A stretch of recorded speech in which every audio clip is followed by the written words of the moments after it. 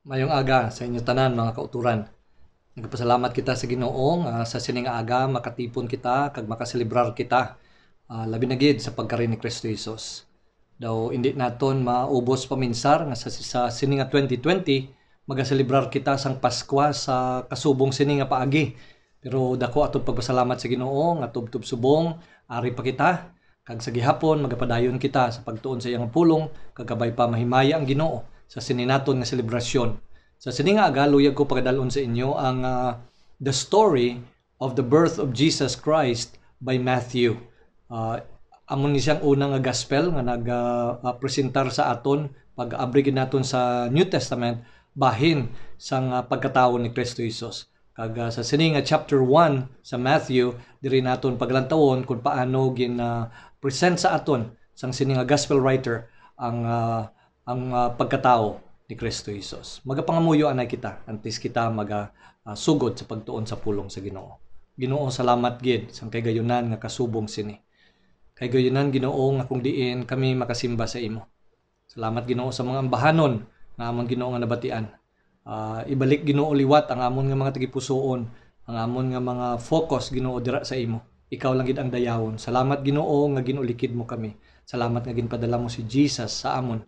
Salamat Ginoo nga sa sining nga selebrasyon namon kabay pa nga ini una gid sa tanan magdala ini Ginoo sang kadayawan sa imong ngalan. Kag ikaw Ginoo amo ang mabayaw Ginoo sa amon nga tunga. Salamat gid Ginoo pakamayuha man kami. Kabay pa Ginoo nga ang mga pagtudlo, ang imo Ginoo nga pag-encourage sa amon, kabay pa imo nga pulong maghimo gid sang iya Ginoo nga tinutuyo para sa amon tanan. Pakamayuha Ginoong imo nga alagad. Ini amon Ginoo ginapangayo sa imo sa ngalan ni Jesus. Amen. Sa sini nga aga, luyag ko pagadalon sa inyo ang ini nga istorya sa pagkatao ni Kristo Jesus nga ginpresent sa aton ni Matthew. Now si Matthew amo ang first nga gospel nga makita naton. Kag ang pagsulat niya sa sining sa bahin sa kabuhi ni Kristo Jesus, may ara ni sila sang mga ginatawag naton nga mga original readers. May ara ini sila nga gin-intend kun nga amo na ila pagsulat tungod kay amo ni ang mga nagapamati sa ila, amo ni ang magabasa sa ila. So this gospel is was written para sa mga Hudiyo. So makita naton dire nga si Matthew concerned gid kaayo sang mga prophecies about sa kay Jesus. Kay ang mga Hudiyo amo gid ning ilang nga ginapangita, kay ang Matthew amo ang maglink sa Old Testament kag sa New Testament. So throughout the book of Matthew utitiran gid ni Matthew that this will be fulfilled as it is fulfilled by the prophet. So iya nga gid nga ginasubong sini ang pagpresentar niya sa bahin sang kabuhi ni Kristo Jesus nga ini siya ari na sulat na sa Old Testament. So kita nga nagatuon subong kanami man sini nga kung magtuon kita sa bahin sa kabuhi ni Jesus, halin sa Old Testament pakadto sa New Testament, ang naga-bridge, ang naga-link sini amo ini ang gospel writer nga si Matthew. Ginsuguran diri ni Matthew ang pag-present about sa kay Jesus Christ. He is so concerned nga ini si Jesus nga amo ni siya ang fulfillment sang prophecies from the Old Testament. He is the coming king, Christ as the king. Kag ini siya magakari diri kag this is the long awaited Messiah.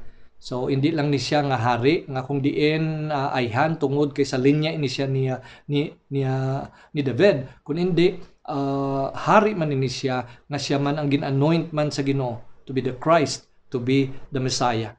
So makita naton that he started with genealogy. Look at verse 1, the book of the generation of Jesus Christ, the son of David, the son of Abraham.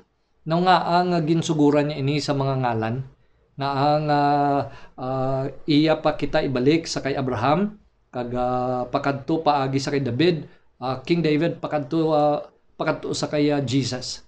Now luyag lang ipakita sa ato ni Matthew na si Jesus legit ni siya, hindi ni siya impostor, hindi ni siya nagapakuno-kuno nga ako ang hari, ako amo ang halin sa linya ni kun sino man dira, but rather as far as Matthew is concerned, tungod kay ang mga Hudiyo concerned gid sila nga kun legit gid ni bala si Jesus, kinahanglan maghalin gid siya sa linya ni David. Maghalin gid siya sa linya ni Abraham. So ginsuguran diri ni Matthew nga mag-present sa aton kag ang mga Hudiyo sa tion nga ginsulat niya ini, they could really look up kung ginhimo-himo lang ni Matthew o kung iya gid nga ginsunod suno sa nabilin nila nga mga writings sang ilang nga mga listahan sang mga tao. No, ginhambal ko na sa inyo tungod kay sa ginsulat niya ini sa mga 45 pakadto 50 AD, ang mga tao at this time, even ang mga Pharisees, ang mga ang high priest, ang mga scribes, ilagid niya nga ma-check ang ginobra ni Matthew. So in other words, pwede ni nila ma-declare si Matthew nga hoax ina ang imong ginhimo, imo lang na iya nga ginhimo-himo. So really, through all these years, sugod sa pagsulat ni Matthew tubtub subong wa ay gid sa nag-contest sa iya nga ginhimo. But then, daw ay namanggid sang damo pa nga pag-contest sini sang iya nga ginhimo, it's because when he wrote it during sa mga 45 or 50 AD, pwede pa sila. May mga listahan pa sila. And yet, at the year 73 AD, sang ginguba ang temple, kag ang tanan nga mga records nila nagkalasunog kag nagkalaguba na, this is the only record nga nabilin. Matthew has the only record nga kung diin nga amo ang nagsugpon halin sa kay Abraham, pakadto sa kay David, pakadto sa kay Jesus. So here we realize that the legal father ni Jesus nga amo si Joseph, ari siya sa royal line, ari siya sa linya, and you could really trace the record that from Abraham to David and then pakadto sa kay Jesus.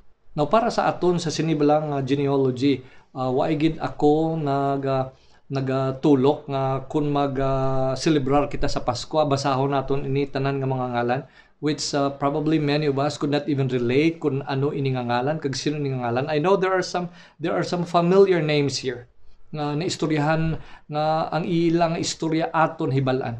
Pero some of the names diri daw hindi manggani naton ini sila ma-identify. And yet ginutitiran gid ini siya ni Matthew para nga makita gid ang sugpon sini. Pero may duha lang kabutang akon nga luyag pagalantawon diri.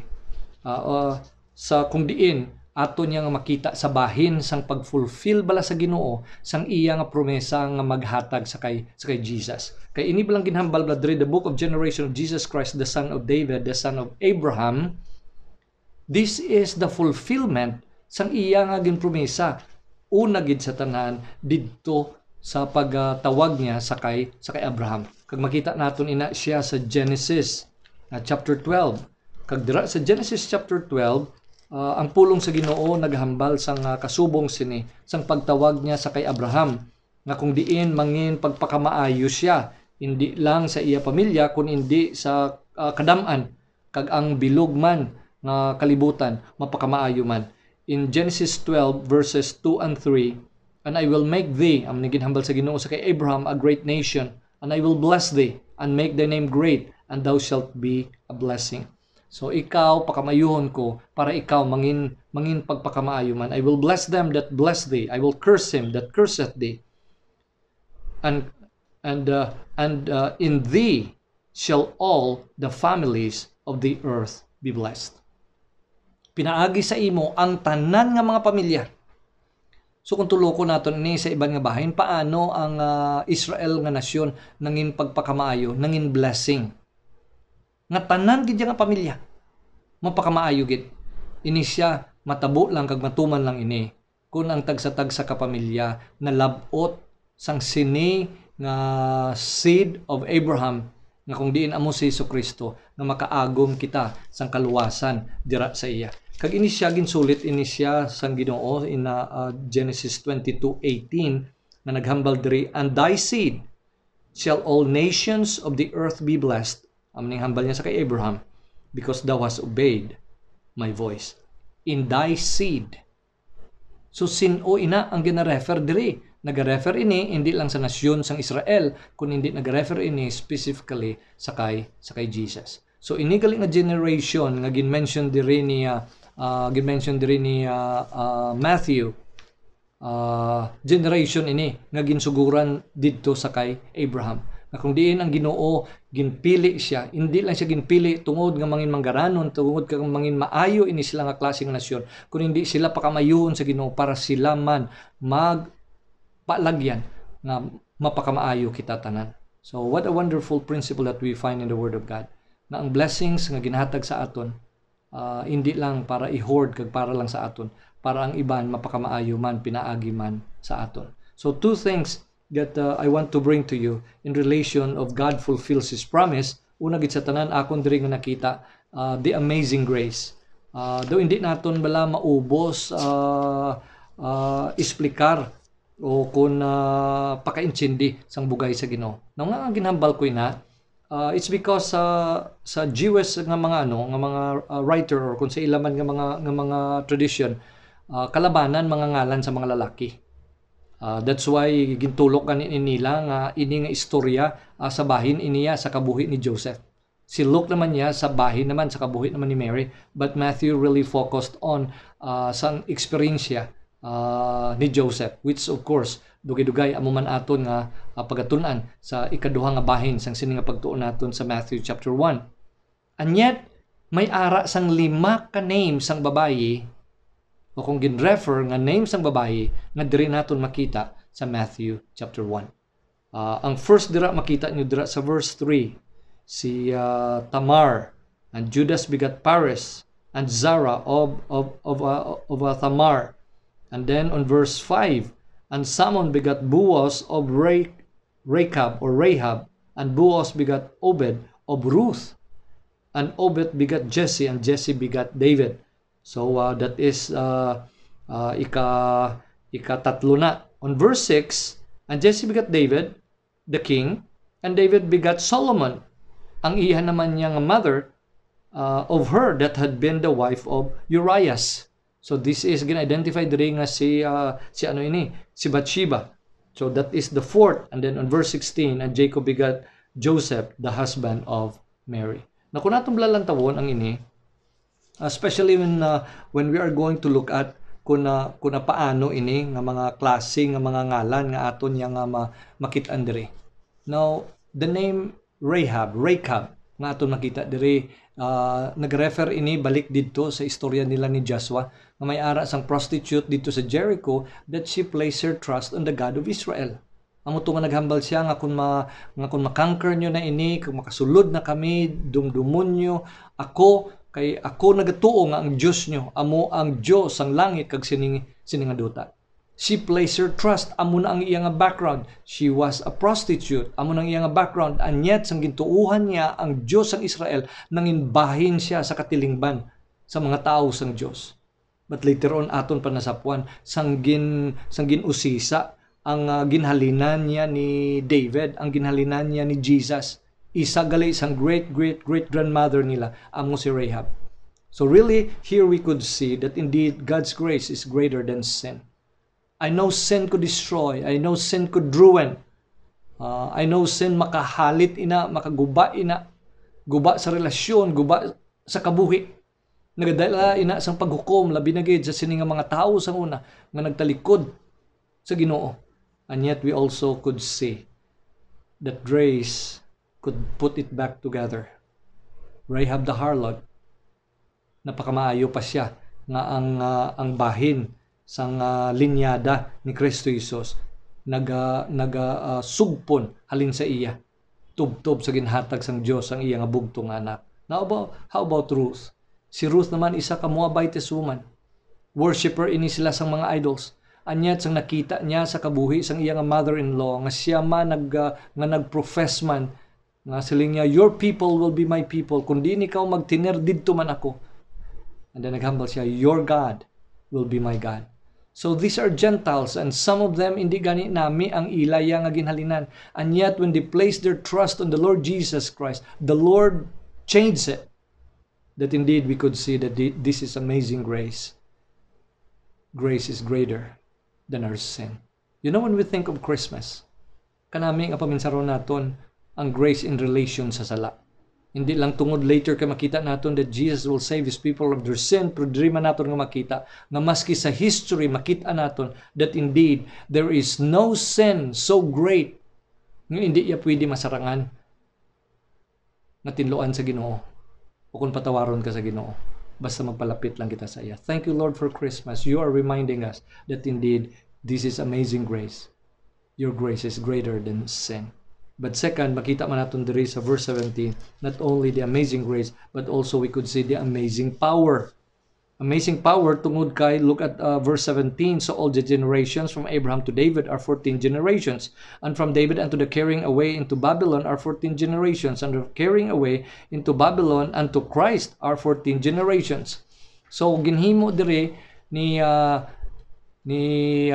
uniform ni Matthew ang iyang pagpresent sa sining mga ngalan 14 generations, tatlo gid. Halin sa kay Abraham sa kadto kay David pakadto ya sa gintake sila sa Babylon, and then halin naman sila pag return nila sa captivity pakadto kay Christ. Hindi ni gidya in a way sundanay kay may mga iban diri ang isa lulo niya tapos apo na dayon ang nagsunod, but nagkuha si Matthew sa mga representatives nga mag-compose ang the way nga ginplaster niya 14 generations. So when we talk about Abraham to David, na-include na diri ang 400 years nga ato sila sa Egypt. Na-include na diri ang 40 years nga ato sila sa wilderness. Na-include na diri kung paano nila gin-conquer ang promised land. Now I want to tell you, without the power of God, these people could have been annihilated. They would not survive sang siningan na agyan nila. The way that they were hated, the way that they face ang sining ang mga even the giants and these city states and these walled cities, and yet they survived. From Abraham to David, you could see the awesome power of God. Now from David into sa Babylon, amo naman niya ang paghukom sa ila sa Ginoo. I mean, damo na iya sang mga tribes, damo niya sa mga nations nga ginlamon sa ibang nga nations nga subong hindi na gani makita ang ilaya nga identity.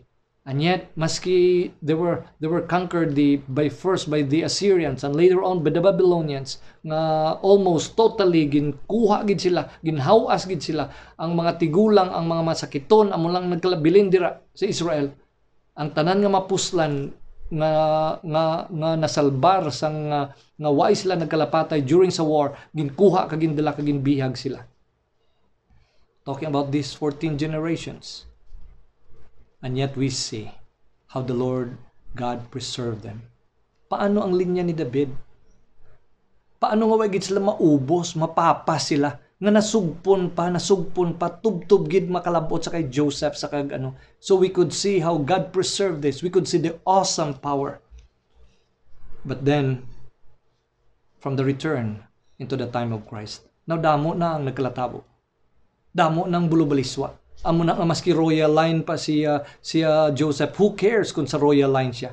Kay diri nato nakita ngati na ano na sila, na esklabo na sila. And these times kung aton nga gin-open this about King Herod, this is about the Roman Empire na kung din-ara sila under, and yet until today this nation survived.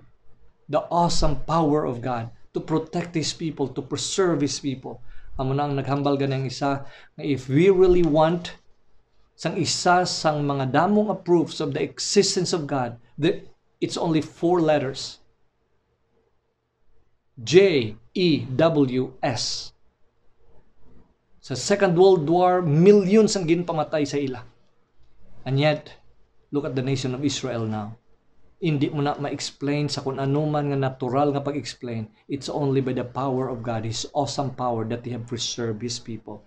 So when we think of God fulfilling His promise, we could see His amazing grace, but we could also see His awesome power. So this Christmas, when we think of this Christmas, thank you, Lord. Thank you, hindi ko madudahan ang imo nga bugay. Nga as long nga kung may ara pa ako sang kahigayunan nga magpanumbalik sa imo. Bugay Ginoo nga waay ko ginaabuso tungod kay may ari ko sang kasubong sini.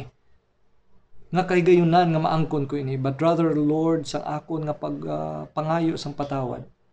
Kabalugid ako that your grace is greater than my sin. Kagabalo man ako Ginoo nga sa sini nga Pasko. All the obstacles, ang mga seeming impossibilities, you made it possible. You are the God who could do that. Thank you, Ginoo. Kag sa sini nga Pasko, I am reminded again both of your grace and of your power. Sa ikaduha nga bahin sang aton nga pagtuon sa sini nga aga, naglabot ang ining parte sang ginpresentar diri ni sang writer nga si Matthew sa bahin diri sa verse 18 na kung diin istorya ni Joseph kag istorya na ni Jesus, ang pagkatao ni Jesus. So amo ni ginhambal diri sa verse 18, now the birth of Jesus Christ was on this wise, when as his mother Mary was espoused to Joseph, before they came together, she was found with child of the Holy Ghost. Then Joseph, her husband, being a just or a righteous man, and not willing to make her a public example, was minded to put her away privately. And while he thought on these things, behold, the angel of the Lord appeared unto him in a dream, saying, Joseph, thou son of David, fear not to take unto thee Mary thy wife, for that which is conceived in her is of the Holy Ghost. So diri sa ikaduha nga luyag naton nga pagalantawon nga pangunahuna, at the same time ang aton man nga pamalandungan sa bahin sa kabuhi ni Joseph. Now hindi madamo ang istorya nga makita naton nga nangin kabahin ang amay ang legal nga amay ni Jesus, sa bahin niya sa kay Mary, kadamo gid nga mga istorya, even to the point nga iban ginhimuan pagigani nila sa mga doktrina nga naghalin diri sa bahin niya ni Mary, nga si Mary man immaculate man, daw pareho man sa kay pagkabunag ni Jesus.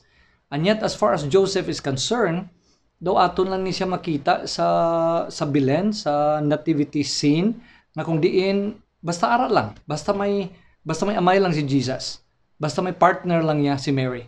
So diri sa gina-present sa ato ni Matthew, he would be talking to us sa bahin naman niya ni Joseph. Si Luke would be presenting sa bahin naman niya ni Mary. Inindi diri nga gin-present sa ato ni Matthew, amuya ang bahin naman sa experience man ni Joseph. So sa bahin sa sini sang pagtuon naton sa ikaduha nga parte sang pagpresent ni Matthew, luyag ko lang tawon naton that the person God uses. Now sa normal subong naton nga kabuhi diri sa Pilipinas o kung maski sa iban man nga mga nasyon, do hindi naton maintindihan kung paano ini natabo nga waay man pa sila gaupod pero nagakabig na sila sa isa kag isa nga husband and wife. Now ang pinakalapit lang guro nga maintindihan naton sa ilang relasyon sa siningation among ginatawag naton nga engagement. But then this is more than engagement. Kay legally ginatulok ni sila as married. Ang ginatawag nila dira is espoused to Joseph, Mary, ang espousal or ang betrothal nga sa ilayang kultura, this is already as good as legally nga nakasal na sila. Sa sining kultura, waay nila ginasalig ang pag-asawahay nga ginadikta lang sang tagipusoon. Kaya ang kalabanan ni sa ila, gagmay pa ini ang mga kabataan, gina-arrange na ni nga daan sa mga ginikanan ang nga sila sini ang mag-asawahay. So kung pakalabot na nila sa tsakto na nga edad, amo na ni nga mag-enter na sila sang kasubong sini nga relasyon ang ining betrothal. Na kung diin ginakabig na nga asawa kag bana even though ay pa sila nag-upod. And this would take place between 6 months to 1 year. While naga-prepare ang lalaki sang wedding day, sang wedding feast, while naga-prepare ang lalaki sa iyang sang balay nga kung diin ilang pag-istaran. So it would take about 6 months to 1 year. So amo ini ang tion waay pagid sila nakasal in a way nga may ceremony, pero nag-enter na sila sa kasubong sining relasyon. So they were already considered as a husband and wife. So sang natabo ini nga nasapuan niya ginpabalo kag nakabalo na si Jose nga nagabusong gali ang asawa niya. And then this would bring us into sang sini nga mga considerations nga kung pwede lang diborsyohan na lang ni Jose si Maria. Now ini siya base diri sa dinalan sang kasulatan sa Deuteronomy chapter 24 verse 1 nga naghambal, when a man hath taken a wife and married her, and it came to pass that she find no favor in his eyes, because he hath found some uncleanness in her, then let him write her a bill of divorcement and give it into her hand and send her out of his house. So diri makita naton nga may basis gali ini ang ginaplano tani ni Jose sa kay Maria. So una gid sa tanan aton nga makita diri that the person that God uses, Joseph here is described as a just man, or sa iban nga mga translation makita naton a righteous man. Righteous in relation to the law. He wanted to do what is right. Kung ano ang ginhatag sa ila sang Ginoo, nga kung ano ang eksakto nga amugid ang ila nga pagsulundan. So Joseph really wanted to do what is right. So ang muna nga sulatan niya na lang sang sining bill of divorcement. Kaya ti amo ni ginhambal sa pulong sa Ginoo. Amo ni ang layi nila nga makita naton dira sa Deuteronomy chapter 24 verse 1. So here we could see that the person God uses is the person na kung diin ang iya nga balatyagon, ang iya nga kabuhi na suno sa paghambal sa pulong sa Ginoo. Life that is governed by the word of God, of what is stated in the law. Here we find that Joseph wanted to do what is right. But then secondly, hindi lang righteous siya or just siya, pero secondly makita man naton diri that then Joseph, her husband, being a just man, but not willing to make her a public example. So makita naton diri nga maski amo ini ang gin-stipulate sang law, daw hindi niya gid balaya nga i-big deal gid ini, kay hindi niya gusto. He did not want to put her to shame or to disgrace her publicly.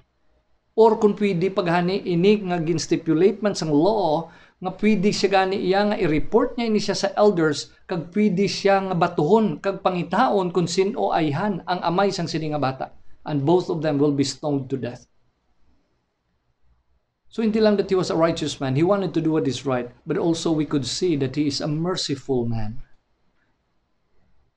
Nga para sa iya ang iya nga diretso nga naka-engage na sila sang sini nga relasyon niya sa siniya nga pangasawon niya, and according sa ilaya nga culture, this is the way to do it, and yet all of a sudden he realized na nagabusong gali ang iya nga miga ang na-engage ang iyang asawa. Now una gid ginlantaw naton that he was a righteous man. He wanted to do what is right, what the law have stipulated. But second, makita naton that he was a merciful man. He did not want to put her to shame or to disgrace her publicly. So he decided to secretly or quietly divorce her. Now, ang iban lang ng mga commentators, they could see love here. Siling niya, grabe gid ang pagpalangga ni Jose sa kay Maria. Na maski amo na to ang natabo, nga tani ang iyang diretso, tani mangakig siya, tani mawild siya, nga amo ini ang natabo sa ilang relasyon. And yet, hindi niya gusto mahalitan, hindi niya gusto mahuyan si Mary. So para sa iya, sunodon niya ang Deuteronomy 24:1, but he wants to do it quietly. He wanted to do it secretly para hindi iya mahuyan si Mary. So diri bala naton makita na there are some people that balance ang ilayang paglantaw sang sining mga butang. They really wanted to do what is right, but also you could see that they're loving, they're merciful, they're considerate. Ila man nga makitaan nga hindi lang nga daw ka-harsh gid kaayo nga kind sang leadership. And I don't know how many leaders in the home, that both the wife and the children would say, yes, stricto ginaya si Papa ya, tindugan niya ginaya kung anong tsakto, pero ina man si Papa ya, he is the most loving man I have ever met. And this is Joseph. This is Joseph.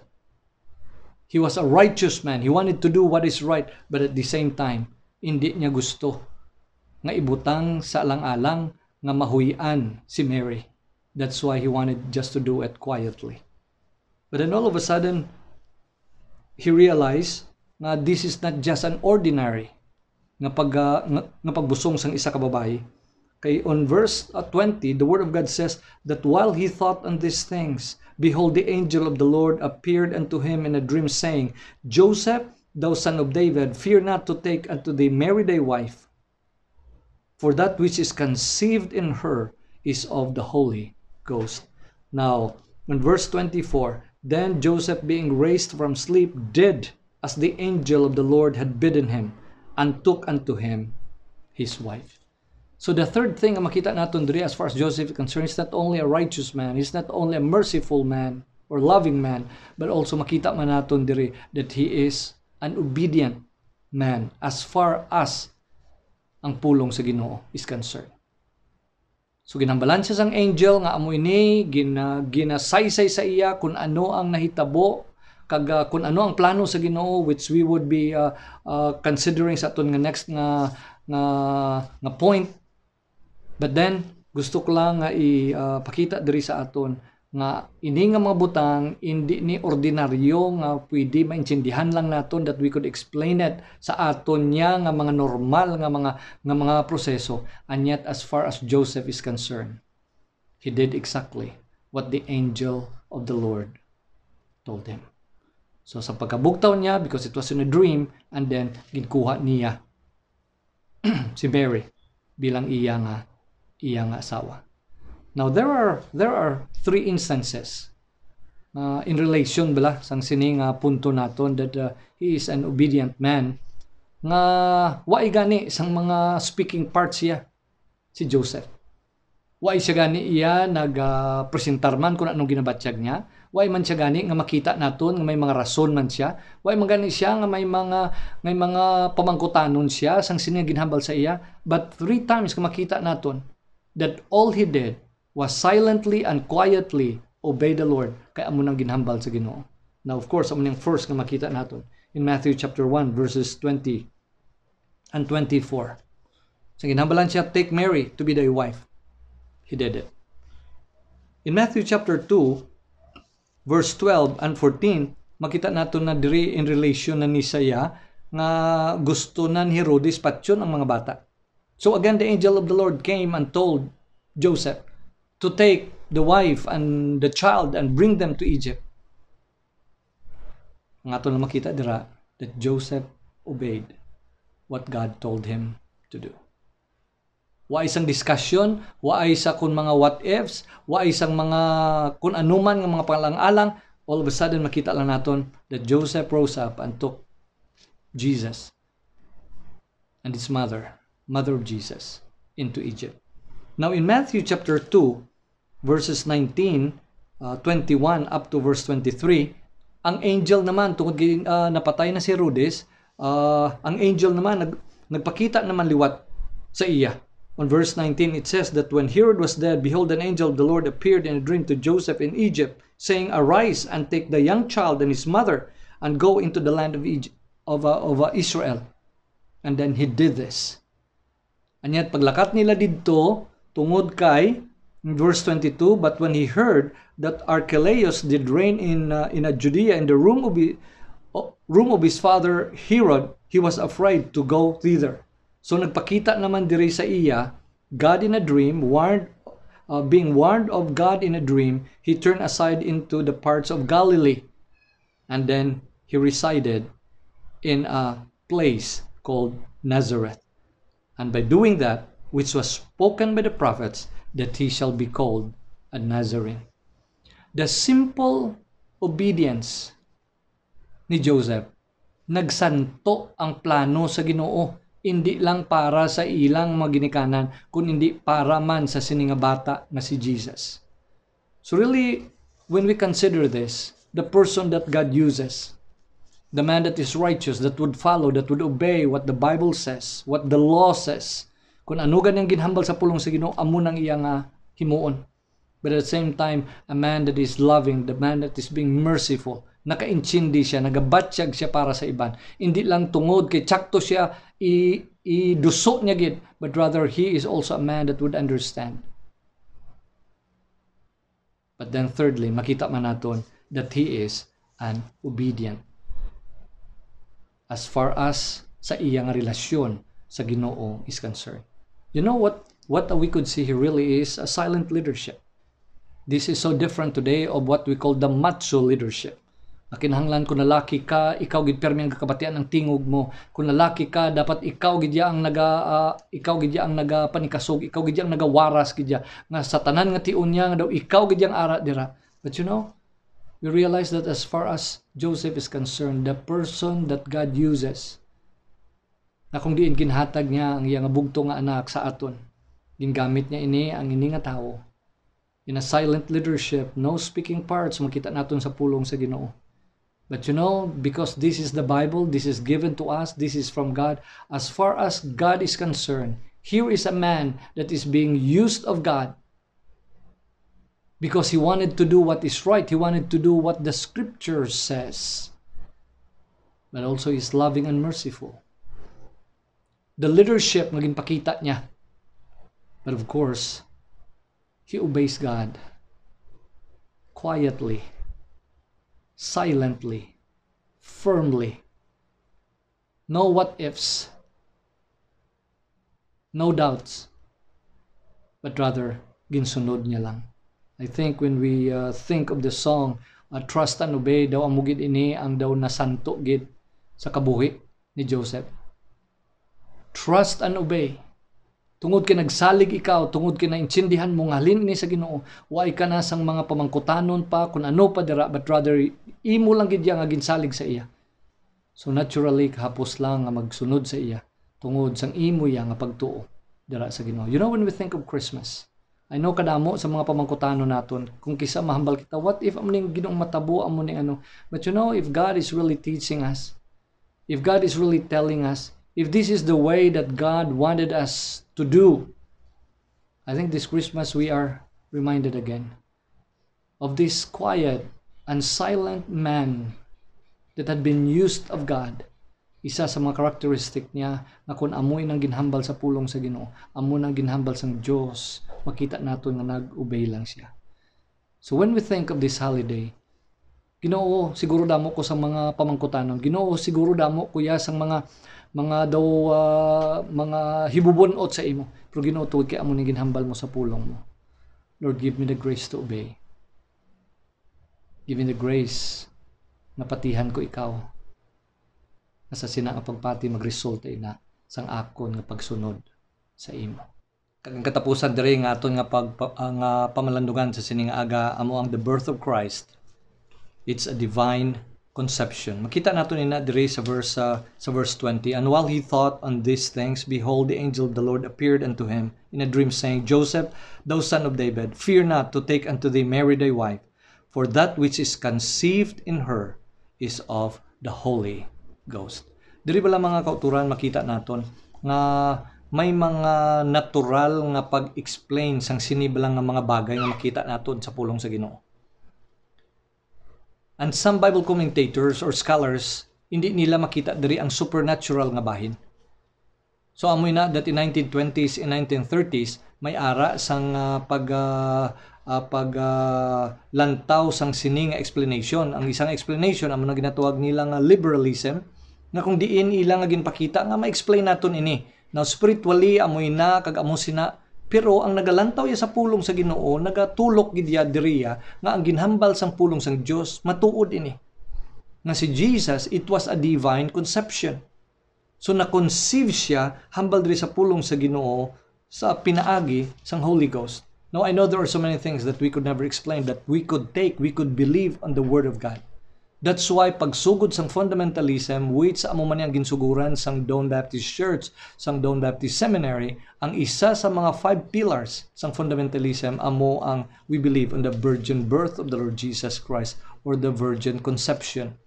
Waay sang human nga bahin, waay sang ginamot nga halin sa human nga lalaki, kung hindi ini siya, this is the work, miraculous work of the Holy Spirit, nga kung diin ginbutang si Jesus sa womb ni Mary.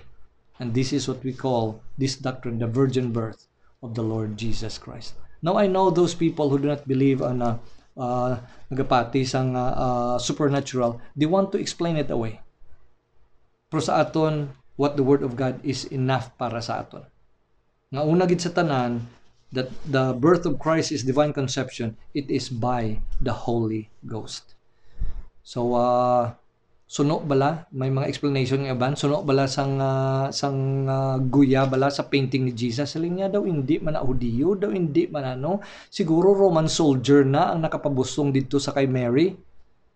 The Bible is good enough for us. And we have here Matthew nga maghatag sa aton sang first gospel that is going to tell us nga ang mga butang nga hindi naton ma-explain ayhan sa natural nga pag-explain, and yet he would straightforward tell us nga ang ini nga pagbusong ni Mary, this is by the Holy Ghost. But secondly, not only that the birth of Christ is by the Holy Ghost, but secondly, this child, his name will be called Jesus. Amo ni ginhambal diri sa verse 21, and she shall bring forth a son, and thou shalt call his name Jesus, for he shall save his people from their sins. Now, I don't know kung napadalman ginato na sa pagpaminsar nga sa kadamo nga ngalan, nga sa kadamo nga pagpakamaayo, nga ang gift sa Ginoo pwede niya man mahatag sa kung ano man nga bahin sa aton, o kung ano man na siya nga gift ihatag sa aton, nga sa sala, in relation sa sala. Nga way siya nagdala sang mga gold bars nga tanan kita hatagan niya, nga way siya nagdala sang kung ano nga mga makabenefit tani sa aton para nga makatibawas kita sa kaimulon, o kung sang vaccine tani amon lang naging dala niya para hindi na kita mahalitan sang sini nga mga virus. Why Jesus? Why give us Jesus that would save his people from their sins? Makauturan isa sa pagpakamaayo sa sini nga Pasko, amo ning ihambal ko sa inyo. Na kung diin ang the accuser of the brethren nga amo si Satanas, nga makita nato nina sa Job, na kung diin nagalagaw siya, nagalantaw siya, kung anong nagakalatabo sa mga tao nga ginpresent sa Ginoo sa iya, lantaw bala si Job. He is the accuser. He wanted to do it in God's court. Nga akusaron niya ang Ginoo, how could you ever save, forgive this person? And then i-reiterate niya ang tanan nga sala sang sini nga tawo. But God destroyed that when he sent Jesus his son, because he will be the one to save his people from their sins. In other words, kung pasuksukan na ako sa Ginoo sang pagkapantarong ni Kristo Jesus, kag pinaagi sa dugo ni Kristo Jesus and the blood of the Lord Jesus Christ, God's Son, cleansed me from all sin, there would be no accusation against me before God. Lantawon lang ang ginbayad, lantawon lang ang righteousness, lantawon lang ang dugo ni Kristo Jesus nga mao nagbayad sa ako ng mga sala. Thou shalt call his name Jesus. Salamat kita sa sini nga aga. Forgiveness, acceptance. I'm free sa bahin niya sang pag-isklabo sang sala. Tungod ini kaysa pagkari sang iyang bugtong anak. His name is Jesus. He shall save his people from their sin. But further, hindi lang that his name is Jesus, but also, amo pagini ang ginhambal diri sa verse 23, behold, a virgin shall be with child, and shall bring forth a son, and they shall call his name Emmanuel, which being interpreted is God with us. Kanami no, between sang pagkatao ni Kristo Jesus kag malakay, may ginalantaw na sila nga 400 silent years. Nga waay gid sang kun ano nga bahin nga nabatian nila kun ano man ay handira ang Ginoo sa ila. I don't know if some people even thought nga napabayaan na kita sa Ginoo. Ang istorya bala sa Maccabees nga kung diin nag-revolt ini ang Maccabean family sa Syrian, kag nakaagom sila sang jutay nila nga mga tinuig sang independence, Ang ini nga 400 nga ginatawag nga 400 silent years between Malachi and then Matthew. And yet, as the Apostle Paul said in Galatians 4:4, that but when the fullness of time was come, God sent forth His Son. So sa liwat pinpakita sa aton sa Ginoo that He is with us. I think this is one of the most comforting name sa Ginoo labi na gid sa sininga pandemic. God with us. Din kita manago. Din kita malagyo. Do grabe na nga hulatanay isang sininga vaccine. It had already been 9 months. It had already been 10 months. And yet, in the last 10 months, sino upod naton? Sino nangin kaupod naton? Kagbiyan sang sinisino. And I think the Lord made it so real and made it so clear. Kag one of the blessings and one of the lessons that we have learned, na maski makapatibawas pa kita sang sini nga pandemic, that the Lord has proven Himself that He is with us. Now, this is a very good book. Because this is the book that in chapter 1, naghambal sa aton, His name is Emmanuel, God with us. Sa last chapter, sa last part sang sininga book, naghambal man, and lo, I am with you always, even unto the end of the world. Kanami sa sininga Pasko nga ma-remind kita liwat. Ma-remind kita, hindi lang daw kapiot, daw kapigado man sang sininga Pasko naton subong, kaya kasubong sining natabo sa aton. We are reminded of His awesome power. We are reminded of His amazing grace. We are reminded that if we are only would follow closely sa iyang pulong, kag magtuo, kag magtuman lang kita, yes, the Lord could use us. But also, this chapter would tell us that on Christmas, may ara na kalinong kita sa Ginoo. May ara na kita sa kahilwayan dira sa Ginoo. May ara na kita nga makatilaw na kita sa kaluwasan kag pagpatawad, because His name is Jesus. He shall save His people from their sins. But also, thank you, Lord, in this Christmas, we have you as our God, Emmanuel. Thank you, Ginoo, ari ikaw sa amon. Now, I don't know kung may ari sa sining aga nga way pa naka-experience sang matuod-tuod nga personal nga ang Dios ara sa iyang kabuhi.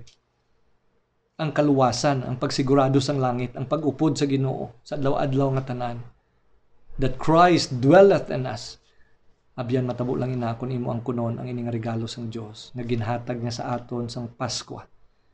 Ginbayran ni Kristo Jesus didto sa cross para ikaw kag ako makaagom kita sang sining kaluwasan. Pero sa aton man nga mga Kristohanon, we are reminded again. Lord, we are reminded of your amazing grace. We are reminded of your awesome power.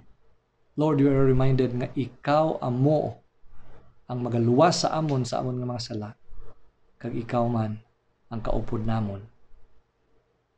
Subong, kag tubtob sa katubtuban, nga ikaw ang amon nga Dios. Ginoo pa kamayoy mga pulong sa amon nga tunga.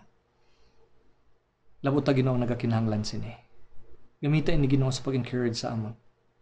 Hindi aya namon mangin kaupod. Ang normal namon mga kaupod sa sining mga Pasko, labi na gid amon nga mga pamilya. Pero Ginoo, salamat, kaupod ka namon. Emmanuel, God, you are with us. Thank you, Lord, for your word. We pray in Jesus' name. Amen.